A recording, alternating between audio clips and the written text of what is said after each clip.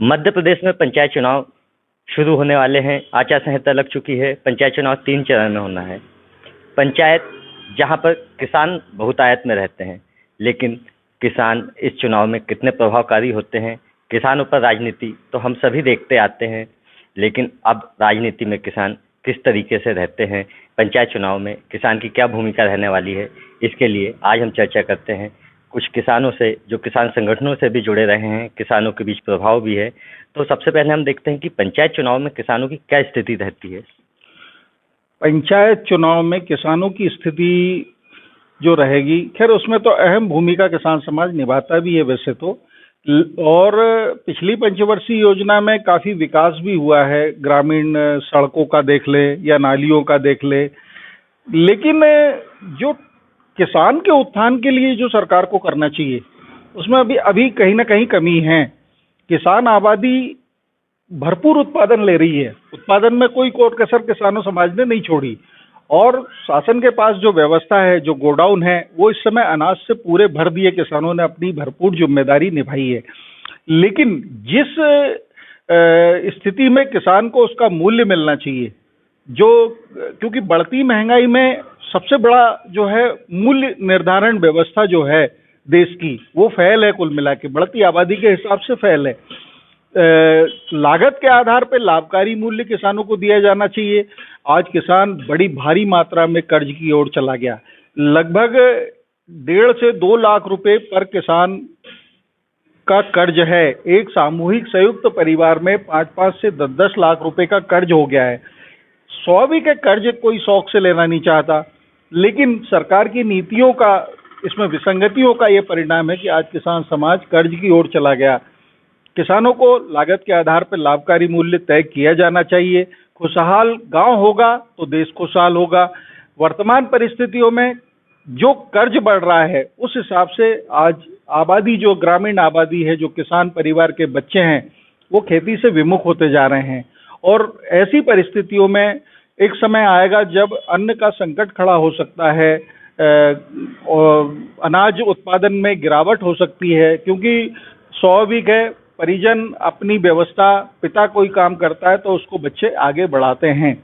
इस समय किसान को जो बढ़ती महंगाई है उसमें लागत के आधार पर लाभकारी मूल्य, वो भी C2+50 फार्मूले के साथ, आज वर्तमान में सरकार, भारत सरकार कहती है कि हमने किसानों को लागत के आधार पर लाभकारी मूल्य दे दिया है, लेकिन ये पूरी तरह से गलत है। जो फार्मूला होना चाहिए C2+50 फार्मूले के अंतर्गत, इसमें जो जमीन का किराया है वो भी शामिल किया जाना चाहिए, और जो किसान कृषि कार्य के लिए ऋण ले रहा है उसको भी उसमें शामिल किया जाना चाहिए। तभी किसान समाज का भला हो सकता है, सरकार की मंशा सफल हो सकती है और देश आर्थिक रूप से समृद्ध हो सकता है। अन्यथा ऐसी परिस्थितियों में देश कहीं ना कहीं पीछे जा रहा है हमारा। आपको क्या लगता है किसानों की क्या स्थिति रहने वाली है पंचायत चुनावों में? किसानों की तो मेन स्थिति किसानों की रहती, 90% जो किसान हैं गांव में ही रहते, तो मेन भूमिका किसानों की रहती। पर आज किसान सबसे ज़्यादा परेशान है, तो जो गांव के अंदर जो खेतों में जाने के लिए गोए वगैरह, वो किसान लोगों ने अतिक्रमण कर लिए हैं। किसानों को जाने की रास्ता नहीं है, रोड बने हुए नहीं है, कीचड़ मच जाती, किसान बहुत परेशान होता है।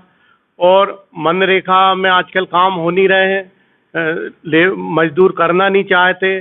तो सरकार को ऐसी व्यवस्था करना चाहिए कि मजदूरों को, जो मजदूरी अभी कम मिल रही है उसको बढ़ाई जाए, क्यों खंती से वो काम करते हैं तो उतना मिलता नहीं है जो किसानों के यहाँ।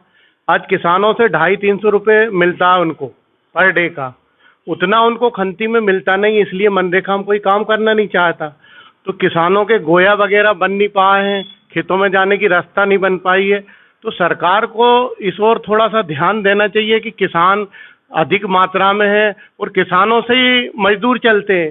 तो अगर गरीब वर्ग और किसानों का ध्यान देना है तो पहले मनरेगा की मजदूरी बढ़ाई जाए और किसानों के गोया बनाए जाए। और जो अभी नपाई में जो मुंडारे हैं, चांदे वगैरह, वो भी सब गड़बड़ हो गए हैं। किसानों ने कोई उखाड़ उखाड़ फेंक दिए, तो नपाई भी नहीं हो पा रही। तो गोयों को नपवा कर सरकार को वो खेत तक का रास्ता बनाना चाहिए, क्योंकि पंचायत चुनाव में ये मेन चीज़ यही रहेगी इससे मजदूरों को भी काम मिलेगा और किसानों को भी रास्ता मिल जाएगी खेत तक जाने के लिए।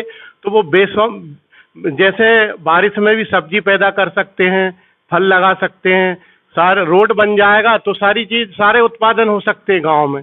तो ये अभी गांव में बहुत ज़्यादा परेशानी आ रही किसानों को।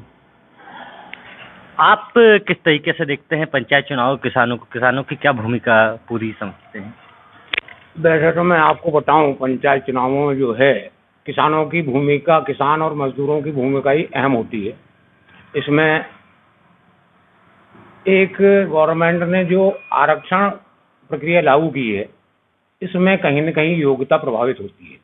इसमें योग्य व्यक्ति जो है वो इससे दूर हट जाता है।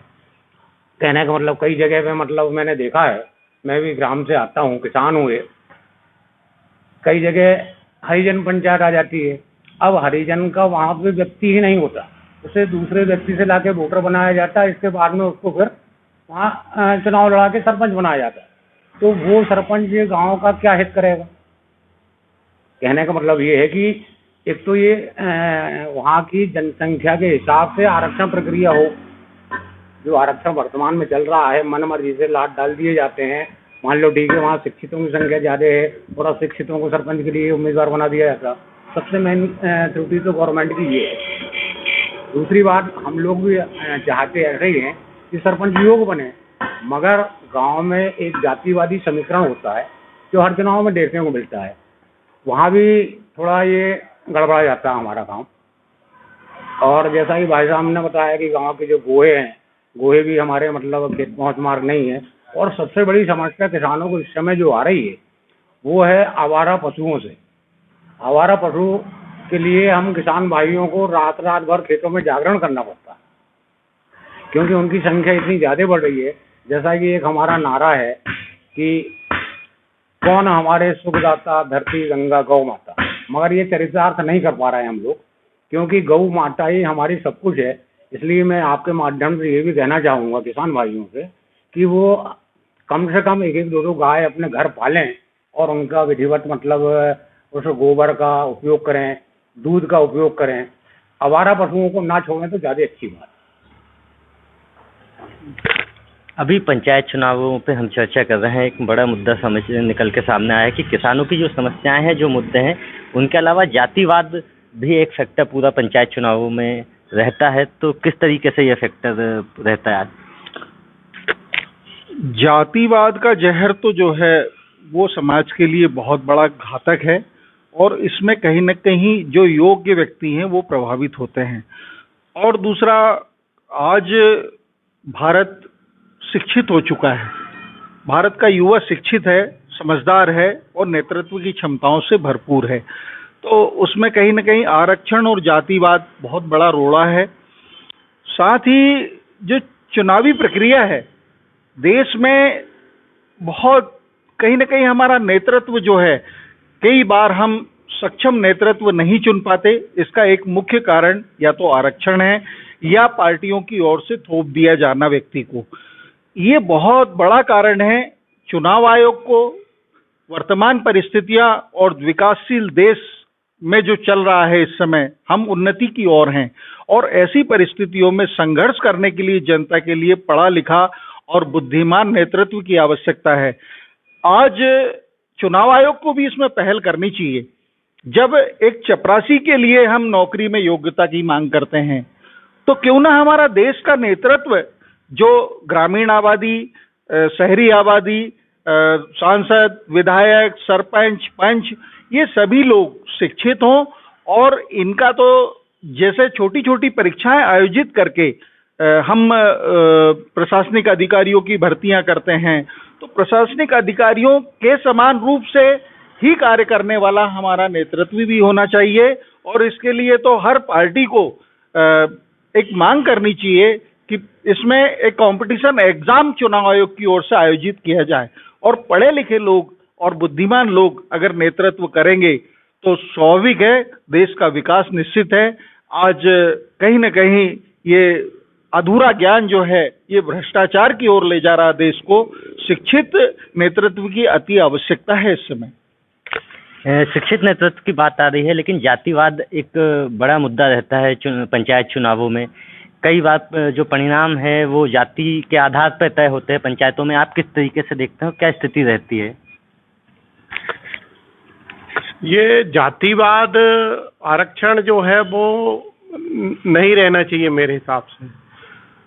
अभी जैसे हमारे यहीं एक पंचायत है, खरार पंचायत, जहाँ मैं रहता हूँ, वहाँ पर ये स्थिति कि 5 साल से सरपंच दूसरा गांव, जैसे हमारा गांव बावड़िया जुड़ा हुआ, 5 साल में मुश्किल से 2-4-5 बार ही आ पाया, क्योंकि उसमें योग्यता ही नहीं है, मजदूर टाइप का आदमी है। तो मेरा मतलब ये जो अभी पटवारी जी ने बात रखी है कि उसमें जातिवाद पे ना जाकर जो योग्य आदमी हो आरक्षण ना रखे, और योग्य आदमी का या आरक्षण है भी तो उसमें थोड़ा सा परीक्षा वगैरह जैसे पटवारी जी ने बोला वो लेना चाहिए कि इतना पढ़ा लिखा होना चाहिए, उसका इंटरव्यू लेना चाहिए कि ये काम का है कि नहीं। अगर 10वीं 12वीं या कॉलेज पास है उसको ही बनाए, जो अंगूठा छाप भी बन जाते हैं उनसे सिर्फ सचिव अंगूठा लगवा लेता है, उसके बाद कुछ काम सब सचिव करता है, जो भी करना है सरपंच घर बैठा रहता है या मजदूरी चला जाता है। तो इससे क्या है, एक विकास प्रभावित होता है और कुल मिला के गाँव का विकास नहीं हो पाता। 5 साल जनता परेशान ही रहती है। अभी हमारी पंचायत में चले जाओ तो हर आदमी असंतुष्ट मिलेगा। कारण यही है, जातिवाद और आरक्षण के कारण। जातिवाद और आरक्षण एक समस्या समझ के आई है, प्रशासनिक तौर पर भी इसके लिए सुधार होना चाहिए। लेकिन कई बार हम देखते हैं कि जब प्रतिनिधि होता है, जो वोटिंग की बात आती है, तब हम लोग जो हैं, जो भी वोटर्स होते हैं पंचायतों में, वो अपनी जातियां देख के डिसीजन लेते हैं कि किसे वोट देना है, किसे नहीं। तो क्या हम लोगों में भी कुछ सुधार आना चाहिए? सिर्फ हम प्रशासन के ऊपर भरोसा ना करते हुए अपनी तरफ से भी एक प्रयास करें कि जो जातिवाद के हिसाब से वोट जाए, उसकी बजाय विकास या कामों को देखते हुए वोट होना चाहिए। वोट तो योग्यता के हिसाब से होना चाहिए, योग्य व्यक्ति का ही चयन होना चाहिए। और मेरी तो जनता से भी यही अपील है कि जातिवाद छोड़ के अगर हम योग्य व्यक्ति को आगे लाते हैं तो निश्चित रूप से विकास होगा, जनता के हितों का संरक्षण करेगा हमारा नेतृत्व, और मजबूत भूमिका ग्रामीण स्तर पर और विकास में उसकी अहम भूमिका होगी। आपको क्या लगता है कि अगर वोटर जो है वो प्रत्याशियों की जाति को छोड़कर उसके योग्यता को देखकर वोट करे तो कुछ असर पड़ेगा? नहीं, वोटर अगर जातिवाद को छोड़कर अगर योग्यता को देखेगा तो उससे ग्राम का विकास भी होगा, और जो कार्य योजना गरीबों के लिए है, किसानों के लिए है, वो विधिवत होगी भी। क्योंकि जातिवाद में कभी कभी ऐसा चुनाव हो जाता है कि जो व्यक्ति कुछ करने में सक्षम नहीं है उसको भी चुन लेते हैं जातिवाद पे। तो मैं तो जातिवाद से मतलब रखता भी नहीं और जातिवाद के हिसाब से वोटिंग करता भी नहीं। और मेरी जनता से भी अपील है कि योग्यता को देखकर ही वोटिंग करें और जातिवाद पे ना जाएं। आपको क्या लगता है, वोटिंग जो होती है कई बार हम देखते हैं कि जाति के हिसाब से होती, तो उससे कैसे होना चाहिए, योग्यता या जाति? भाई साहब, जो जातिवाद का जहर है वो गांव में नहीं पूरे भारतवर्ष में फैला हुआ है। ये मतलब ग्राम पंचायत चुनाव से मतलब नहीं है इसका। ये विधानसभा और लोकसभा चुनावों में भी हमारी बड़ी पार्टियां जो हैं वो जातिवाद के आधार पे ही अपने प्रत्याशी खड़े करती हैं, और वो वहाँ से होता आ रहा। तो ये जातिवाद का जहर जो है ना, जैसे अपन कह रहे हैं कि जातिवाद के ऊपर नहीं, योग्यता के आधार पे, तो भाई साहब मैं आपको बता दूं कि अपना एमएलए और सांसद ये अंगूठा टेक हो सकते हैं। कई लोग हैं भी, बिहार विधानसभा में भी हैं, राजस्थान में भी कई लोग अंगूठा टेक हैं। तो योग्यता उनकी नहीं है तो सरपंच की क्या योग्यता देखी जाएगी? क्योंकि हमारे यथा राजा तथा प्रजा, जैसी सरकार है वैसी जनता है। तो चाहते तो बहुत कुछ हैं कि योग्यता के आधार पे हमारा मतलब चयन होना चाहिए प्रत्याशियों का, मगर जब आगे ही सिस्टम बिगड़ा हुआ है तो अपने गांव को कैसे सुधार सकते हैं? वैसे इसकी जो जड़ है वो गांव है। गांव से ही हम शिक्षित होकर और इस चीज़ की पहल करेंगे तो एक ना एक दिन देश भी सुधर जाएगा। सारी चीज़ों में हम देखते हैं कि पंचायत चुनाव जो होते हैं बिना सिंबल के होते हैं, मतलब राजनीतिक दलों का चिन्ह नहीं होता है। लेकिन क्या उसमें आपको लगता है कि राजनीतिक दल या विधायक सांसद जो होते हैं राजनीतिक दलों के लोग कितना असर डालते हैं, कितना प्रभाव रहता है राजनीतिक पार्टियों से जुड़े होने का? नहीं, ग्रामीण जो जनता सरपंच का चुनाव से ही ले तो ये इसमें सिंबल का तो कोई औचित्य है नहीं, क्योंकि ग्रामीण स्तर पे ही सिंबल दिए जाते हैं और पार्टियां ये थोपती हैं कि ये हमारा कैंडिडेट है, तो ये तो होना नहीं चाहिए। क्योंकि एक ग्रामीण स्तर पे जनता को जो है ना बांटा जाता है, ये नहीं होना चाहिए। निष्पक्ष भाव से ग्रामीण जनता को जीवन जीने के लिए स्वतंत्र करना चाहिए। ये ठीक नहीं है कि उसमें भी छोटे छोटे चुनाव में भी राजनीति थोप दी जाए, ये उचित नहीं है और राजनीतिक दलों को भी इससे कहीं ना कहीं दूर रहना चाहिए। विधायक और सांसद किसी भी पार्टी के जो रहते हैं वो उनका कितना प्रभाव पड़ता है इन चुनावों में? विधायक सांसद का तो चुनाव में कम ही प्रभाव पड़ता है, लेकिन उनसे जुड़े हुए जो लोग हैं गांव में वो इस व्यवस्था को ज्यादा प्रभावित करते हैं। आपको क्या लगता है कि सिंबल जो होते हैं गैर राजनीतिक दलों के आधार पर पूरा चुनाव होता है, सिंबल का वितरण होता है, लेकिन फिर भी चुनाव में क्या असर डालते हैं राजनीतिक दल और उनके प्रतिनिधि? हाँ, वैसे प्रभाव तो डालते हैं। जैसे कोई पार्टी का विधायक या सांसद जाता है तो थोड़ा सा अंतर पड़ता है उससे, और बिल्कुल। और इसमें जैसे जिला पंचायत का भी होता है, जनपद का भी होता है, सरपंच का भी होता है, तो तीनों चुनाव एक साथ होने के कारण असर तो पड़ता है नेताओं का, चाहे वो सांसद हो चाहे विधायक हो, उनका अंतर पड़ता है बिल्कुल। राजनीतिक पार्टी से जो जुड़ा हुआ प्रत्याशी है उसको भी असर पड़ता है? हाँ, असर पड़ता है उस पर। आपको क्या लगता है ये सारी चीजों पे? हाँ भाई साहब, ये सिंबल तो गांव में नहीं दिया जाता, मगर इस पे पार्टी का वर्चस्व रहता है। पंचायत चुनाव पे भी पार्टियों का वर्चस्व रहता है, और बगैर वर्चस्व के तो ये चुनाव भी नहीं होते। सिंबल भले ना मिले मगर आदमी के ऊपर एक छाप लगी होती है कि ये फला पार्टी का है, और इसमें पार्टी की अहम भूमिका भी होती है। गांव में कई मुद्दे रहते हैं, कई योजनाएं भी आती हैं। क्या ऐसा आपको लगता है कि पूरी योजनाओं का लाभ लोगों तक पहुंच पाता है, लोग पूरा योजना का लाभ ले पा रहे हैं? योजनाओं का लाभ तो ऐसा है कि ये वही आपने जो चर्चा की ना कि पार्टी का हस्तक्षेप रहता है, तो ये कहीं ना कहीं मुख्य कारण जो है ना, ये पार्टियां वहाँ पूरा सिस्टम प्रभावित होता है। उन योजनाओं का लाभ भी उन्हीं लोगों को दिया जाता है जो भाजपा समर्थित है या कांग्रेस समर्थित। अगर सरपंच भाजपा समर्थित है तो वो उनसे जुड़े हुए लोगों को लाभ देता है, बाकी ग्रामीण जनता है इससे लाभ से वंचित रह जाती है। और एक सबसे बड़ा मुख्य कारण और भी है कि मनरेगा एक सरकार की ऐसी योजना है जो पूरी तरह से फेल योजना है और इसमें 100% भ्रष्टाचार होता है। तो ये योजना का लाभ उन लोगों के खाते दिए जाते हैं जो वास्तव में मजदूर नहीं हैं, और उनके खाते में पैसा डाला जाता है और इस पैसे की सरपंच और जनप्रतिनिधि जो छोटे छोटे गांव में हैं उनके बीच में बंदरबाट होती है। और मनरेगा योजना के तहत जो कार्य किया जाना चाहिए, जो वास्तव में मजदूर हैं, उनको इस योजना का बिल्कुल लाभ नहीं मिलता। ये योजना सिर्फ और सिर्फ उन लोगों को फायदा पहुंचाने के लिए है जो पार्टियों के हस्तक्षेप के कारण वो राजनीतिक दल के आधार पर बांट दिया जाता है कि हमारी पार्टी का सरपंच चुना गया, और वो सरपंच उन लोगों को सुविधा देता है जिन्होंने उसको मत दिया है।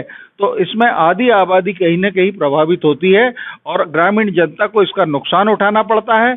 और वास्तव में मनरेगा के तहत जो कार्य होने चाहिए वो धरातल पे कोई कार्य नहीं होते। गवर्नमेंट को इस योजना को बंद करना चाहिए पूरी तरह से। ये 100% भ्रष्टाचार की शिकार योजना है।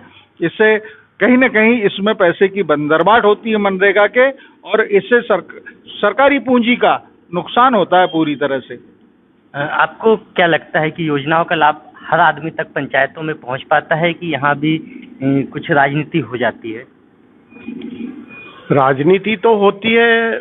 जो पार्टी का सरपंच रहता है वो उस पार्टी वाले को या जो उसके रिश्तेदार हैं उसको ज़्यादा फायदा पहुंचाता है, अन्य व्यक्तियों को कम देता है। जैसे बीजेपी का है तो वो बीजेपी वालों को फायदा पहुंचाएगा, कांग्रेस का है तो वो कांग्रेस के लोगों को फायदा पहुंचाएगा।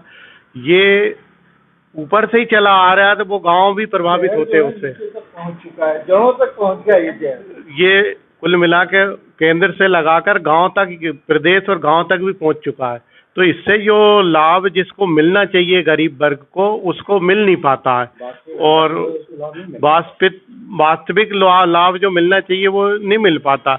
वही कारण है कि अभी कई गांव में अभी भी लेटरिन लोग बाहर जाते, क्योंकि सरपंच बना नहीं पाए हैं, कई कुछ जगह रह भी गई हैं। हकदार हैं आवास योजना का, उनको फायदा नहीं मिल पाया। हाँ, आपको क्या लगता है कि कितना लाभ हर व्यक्ति को मिल जाता है या इसमें भी भेदभाव की स्थिति बनती है? मैंने भाई साहब आपको बताया ना कि राजनीति हमारे सरपंची चुनाव को प्रभावित करती है, और इसमें जो सरकारी योजनाओं का लाभ वास्तविक व्यक्ति तक पहुंचना चाहिए, वो वास्तविक व्यक्तियों तक नहीं पहुंच पाता। उसका मेन कारण यही है कि गांव में क्या है कि 700-800 वोटें होती हैं, उसी के बीच में चुनाव होता, कभी 2 प्रत्याशी कभी 3 प्रत्याशी खड़े हो जाते हैं। उसमें मतदाताओं की पहचान, हर व्यक्ति को जो उम्मीदवार रहता है उसको पता रहता है कि मेरे कौन कौन मतदाता हैं, कौन कौन मुझे वोट दे रहा है। उस स्थिति में ये होता है कि ठीक है, एक व्यक्ति सरपंच चुनाव जीत जाता है, उसे पता लगता है कि यार इन लोगों ने मुझे वोटिंग नहीं करी। तो ऐसे कई उदाहरण हैं जो आज भी आवास योजना से वंचित हैं, जिनके शौचालय वगैरह भी अभी तक नहीं बने हैं। ऐसी कई सुविधाएं जो वास्तविक हकदार हैं उनके पास नहीं पहुंच पाती, और जो हकदार नहीं है उनके नाम उस चीज़ में जुड़ जाते हैं, उन तक पहुंचती है। तो इससे विकास तो प्रभावित होता है, ये सही है। आप किसानों की समस्याओं को लेकर किसानों के बीच अक्सर जाते रहे हैं, सारी समस्याएं आपको पता रहती। किसान जो है वो ग्रामीण अंचल में भी रहता है। आपको क्या लगता है कि क्या मुद्दों पे चुनाव लड़ा जाता है, और इस चुनाव में, पंचायत चुनाव में, क्या मुद्दे प्रमुखता से आने वाले हैं? जिन मुद्दों पर चुनाव होगा, बातें कई प्रकार की होती, लेकिन जब चुनाव आता है तो मुद्दे पूरी तरीके से किस तरह बदल जाते हैं? ये एक समय सीमा होती है आचार संहिता लगने के बाद, और ये एक माहौल क्रिएट किया जाता है, और उस माहौल में मुद्दे गायब हो जाते हैं। सबसे बड़ी समस्या ये होती है।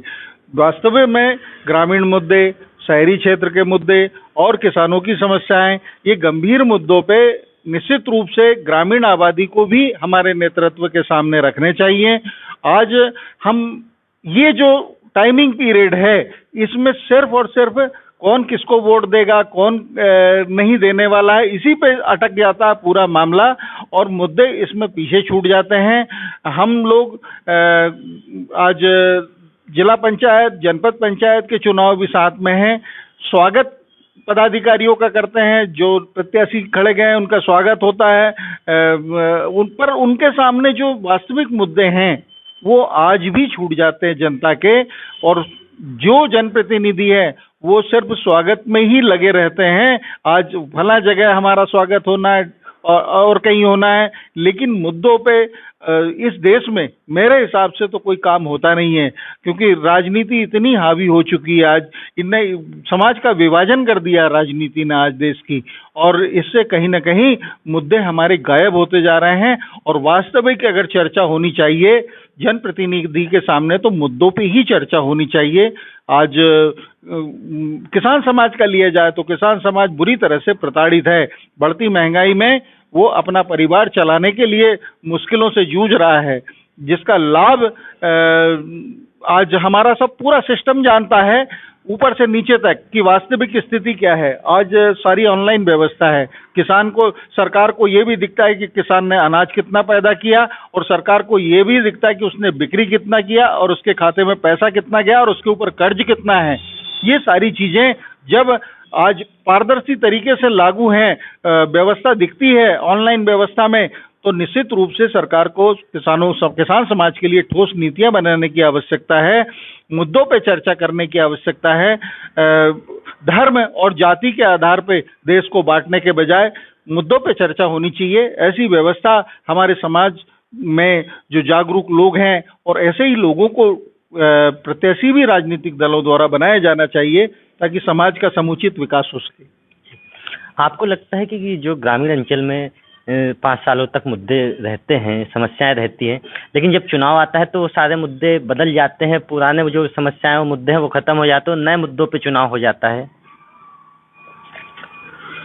ये बात तो सही है वैसे कि जो मुद्दे जो रहना चाहिए, मेन विकास रहना चाहिए, और जो प्रत्याशी भी खड़ा होता है वो भी ईमानदार और साफ छवि का रहना चाहिए, ताकि सभी जनता को बराबर देखे और तरीके से विकास करे। पर आजकल क्या है कि मुद्दे तो सब भूल जाते हैं, दारू बांटना शुरू कर देते हैं, मुर्गा खिलाना शुरू कर देते। इनमें जो आखिरी रात ज़्यादा पैसा बांट देता है, किसी ने 500 दिए, उस दूसरे ने 1000 दे दिए, उसको वो लोग वोट दे देते और मुद्दे और विकास सारी चीज़ भूल जाते। तो मेरा मेन उद्देश्य यही है कि ये वोटर जो है दारू और मुर्गा और अन्य नोटों पे ना जाकर, जो आदमी करने वाला है, योग है और ईमानदार है, साफ छवि का है, स्पष्टवादी है, जो जाति धर्म से ज़्यादा मतलब नहीं रखता, ऐसे प्रत्याशी चुने तो जो उससे गांव का भी विकास होगा और वोटर को भी फायदा मिलेगा। आपको भी लगता है कि जो सालों तक मुद्दे चलते हैं वो आखिरी समय में बदल जाते हैं? हाँ भाई साहब, जो मुद्दे रहते हैं वो तो चुनाव पीरियड में, जैसे ही चुनाव की अधिसूचना जारी होती है उसके बाद मुद्दे बदल जाते हैं। वही जैसे अभी भाई साहब ने कहा कि गांव की पब्लिक जो है, एक तबका होता है जो दारू मुर्गा या नगद व्यवहार में वोट अपना मत जो है जो ज़्यादा खर्च करता वहाँ दे देता। ये बात तो सही है और हकीकत भी यही है देहातों की कि, और बड़े चुनावों की भी हकीकत यही है कि एक हवा चल जाती है और पैसे और दारू के मुद्दे पे, मतलब ये सारे मुद्दे जो पुराने चले आ रहे हैं वो उनको दरकिनार कर दिया जाता है और एट ए टाइम जो व्यवस्था मतलब मिल गई, दारू वाले को दारू मिल गई, पैसे वाले को पैसा मिल गया, मुर्गा वाले को मुर्गा मिल गया, तो सारे मुद्दे एक तरफ रखे रह जाते हैं। वैसे वास्तविकता तो ये है कि इसमें हमारे ग्रामीण किसान भाइयों को आगे आके और इस चीज़ की पहल करना चाहिए कि आगामी चुनाव जो नज़दीकी है, पंचायत चुनाव हमारे यहाँ, हम यहीं से अपनी नींव सुधार सकें और अपने विकास के जो मुद्दे हैं उनको हम आगे लाएं और ऐसे योग्य व्यक्ति का चयन करें जो कि अपने पुराने मुद्दों से हटकर काम ना करे, ऐसी मेरी आशा है। ये काफ़ी लंबी चर्चा हम लोगों की हुई है। अब एक आखिरी सवाल हम ये रखते हैं कि जो पंचायत चुनाव है उसमें सिवनी मालवा अगर क्षेत्र की बात करें तो कितना विकास हुआ है और कितना विकास रह गया है, क्योंकि विकास एक बड़ा मुद्दा होना चाहिए इन चुनावों में। विकास ग्रामीण स्तर पर तो काफ़ी हुआ है, लेकिन कुछ समस्याएं आज भी मौजूद है। जैसे पेयजल की समस्या आपका मुख्य मुद्दा है। आज स्वच्छ जल चाहिए तो पंचायत स्तर पर ग्रामीणों को घर घर नल व्यवस्था देके और पानी की व्यवस्था पीने की जानी चाहिए। इसके साथ ही समुचित विकास हो सके जनता का, उसको लाभ पंचायत की योजनाओं का मिले, निष्पक्षता से काम होना चाहिए पंचायत में। और जो ग्रामीण जनता है वो ऐसे ही लोगों को चुने भी कि समाज को समुचित एक नज़र से देख सके, ऐसा व्यक्ति चाहिए और ऐसे का चयन करें हम, तो निश्चित रूप से ग्रामीण जनता को इसका लाभ होगा। आज भी कई लोग जो हैं प्रधानमंत्री आवास से वंचित हैं, जो पिछले 15-15 सालों से इंतजार कर रहे हैं, उन लोगों को लाभ नहीं मिला। और कुछ परिवार ऐसे हैं जहां एक पिता भी घर में मौजूद है और 4 बच्चे हैं उसके, तो चारों को प्रधानमंत्री आवास योजना का लाभ मिल चुका है, लेकिन जो जरूरतमंद लोग हैं उन लोगों को उसका लाभ नहीं मिलता। वृद्धावस्था पेंशन हो या रोजगार से संबंधित हो, ये सब पारदर्शी तरीके से काम करने वाला हमारा नेतृत्व चुना जाए, जिससे जनता को, ग्रामीण जनता को उसका लाभ मिले और विकास के मामले में भी वो पंचायत पीछे ना रहे। और जहाँ तक मेरा तो एक मानना है कि गांव में छोटी आबादी होती है, 700-800 वोटर होते हैं, अगर एक साथ बैठ के हम निर्विरोध व्यवस्था पंचायत चुन लें पूरी, तो उससे जो 10 लाख रुपए का सरकारी सहायता है वो भी ग्राम के विकास में मिलेगी। और ऐसा कोई काम संभव नहीं है जो नहीं किया जा सकता। अगर हम गांव के को सामूहिक रूप से एक बैठक तय करके और निर्विरोध पंचायत चुने, तो जो चुनाव में जो व्यवस्था फैलती है उससे भी ग्रामीण आबादी बच सकती है। क्योंकि आज जो व्यवस्था है ये पंचायत चुनाव में खाइयां पैदा कर दी जाती हैं गांव के अंदर, सामाजिक स्तर पे हो, विशेष रूप से ये सामाजिक स्तर पे जो विघटन हो जाता है ग्रामीण आबादी का, ये अगले 2-3 वर्षों तक फिर वो सामंजस्य नहीं बन पाता। इसलिए जहां तक संभव हो कि ये चुनावी प्रक्रिया को टालते हुए अगर निर्विरोध व्यवस्था के साथ ग्रामीण के जो जिम्मेदार लोग हैं वो आगे आए, तो निश्चित रूप से कई पंचायतें हमारी जो है वो निर्विरोध चुनी गई पिछली बार भी, और इसका लाभ भी उन ग्रामीण आबादियों को मिला है। जी, आपको क्या लगता है, सिवनी मालवा क्षेत्र की बात करें तो कितना विकास पिछले समय में हुआ है और क्या चीजें रह गई हैं? विकास गांव के अंदर सड़कें बन गई हैं, नालियां बन गई हैं, पर अभी भी बहुत से गांव में मैं जाता हूं, देखता हूं बीच रोड पे पानी बह रहा है। कुछ अभी भी कमी रह गई है सड़कें और नाली की। और दूसरा, मैंने ये मेन मुद्दा आपको बताया कि गांव के अंदर जो ग्रामीण किसान है उनके लिए जाने की रास्ता नहीं है। तो गोया की रास्ता जो है, जो खेत जोड़ने वाली रास्ता है गोये की, वो रास्ता बनना चाहिए ताकि किसान समय से अपने बोनी बखन्नी और हर काम कर सके। दूसरा ये है कि योग प्रत्याशी ही जनता चुने, जैसे चाहे जिला पंचायत में हो, चाहे जनपद पंचायत में हो या सरपंच में हो। और मेरे को तो ये लगता है कि ये मेंबर जो रहते हैं बना देते हैं, वो एक एक गांव में 4-4, 6-6, वो कोई काम के नहीं रहते, वो कुछ करते भी नहीं है। तो ये सब हटा के एक सीधा सरपंच का चुनाव रहना चाहिए, तो उसमें ज़्यादा मतभेद भी नहीं होते। क्योंकि जितना ज़्यादा छोटा चुनाव होता है उतनी ज़्यादा बुराइयां फैलती हैं। तो अगर ये पंच का चुनाव ना होकर सीधा सरपंच का ही हो तो उसमें बुराइयां थोड़ी कम होंगी। क्योंकि ये जो बुराइयां हो जाती हैं वो 5 साल बूती हैं, तो उससे ग्रामीण जनता मनमुटाव आ जाता है और विकास भी सही साट नहीं होता। जो सरपंच के पक्ष का रहता है उसकी सरपंच हेल्प करता है, और जो सरपंच जिसको वोट नहीं देता उस पर ध्यान देता नहीं है। तो ये पंच प्रथा खत्म करके सरपंच का रखा जाए और साफ सुथरी छवि का व्यक्ति बने तो विकास होगा। अभी गांव में जो विकास होना चाहिए वो नहीं हो पाया।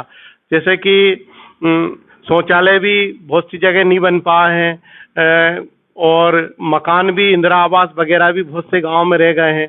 तो ये प्रधानमंत्री आवास वगैरह जो है ये विधिवत मिल सके, तो ऐसी मेरी इच्छा है कि सभी लोगों को सही साठ ईमानदारी से फायदा मिले, ऐसा सरपंच चुना जाए। एक खेत सड़क योजना, मतलब देश की सरकार भी चाहती है इस समय और देश का किसान भी चाहता है।